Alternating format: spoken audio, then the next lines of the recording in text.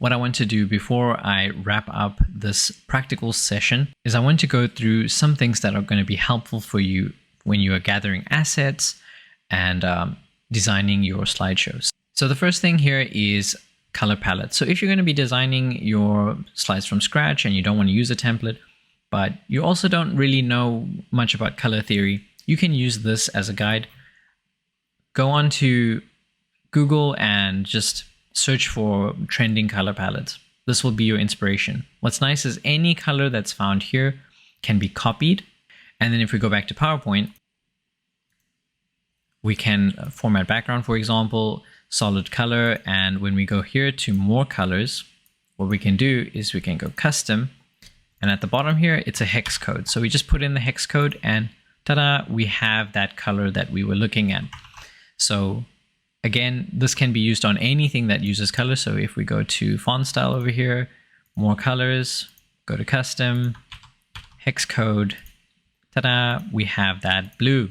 Right, so that's, I mean, this works for shapes. It works for absolutely everything that uses color. Okay, so that's color palettes. So if you're not interested in starting from scratch with your slides, you can actually get a really good template for Google Slides or PowerPoint using Slides Go. And I think their new presentation with AI software is really, really good. But again, we're not going to cover it in this specific course. We're going to do that in the AI for Productivity course. So if you want to look around, you can find some popular templates. Let's look for something corporate because we have a big corporate meeting coming up. We go in there.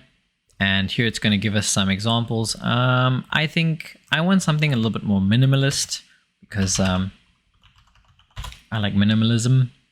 So corporate minimalist, I see, ooh, we got some shapes, some geometry. Here we go. This one looks very minimalist. And the nice thing about minimalist slides is that you can add some pops of color, especially with something like this where basically it's just one color all the way through. If I look, it's just one color. So we can actually add some additional colors, or we can have a look here and see, oh, they come in different shades of colors, different flavors. But yeah, you can use this as a base and add whatever colors you want on top of this. And that's also if you don't have a company CI already.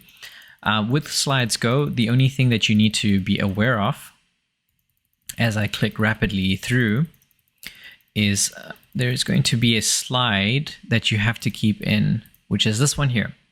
There's going to be a thanks slide. And again, this is something that a lot of people already know about because a lot of people use Slides Go.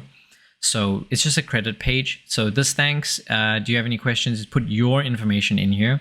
And then at the bottom, just leave this credits part.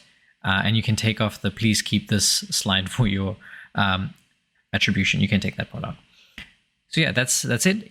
There are many slide templates on Slides Go, and I highly recommend using that instead of using the default themes on PowerPoint.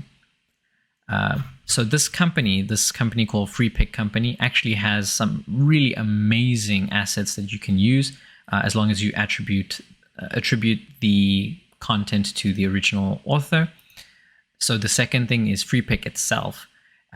They have vectors. If you are a graphic designer, you can grab some vectors from here.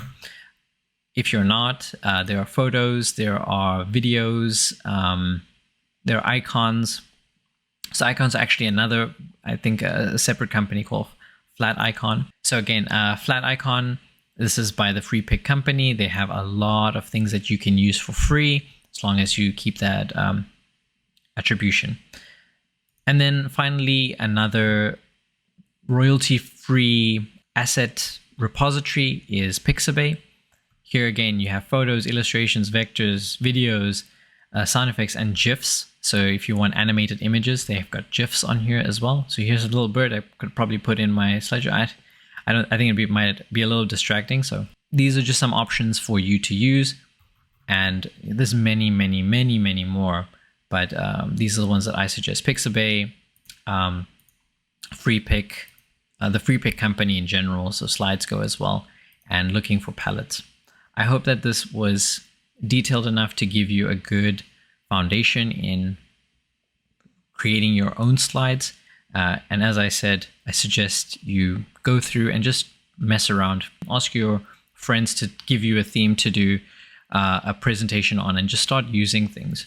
Because the more you use them, the more your eye will be attuned to what alignment looks like, colors look like together, and it's a skill that you will develop over time.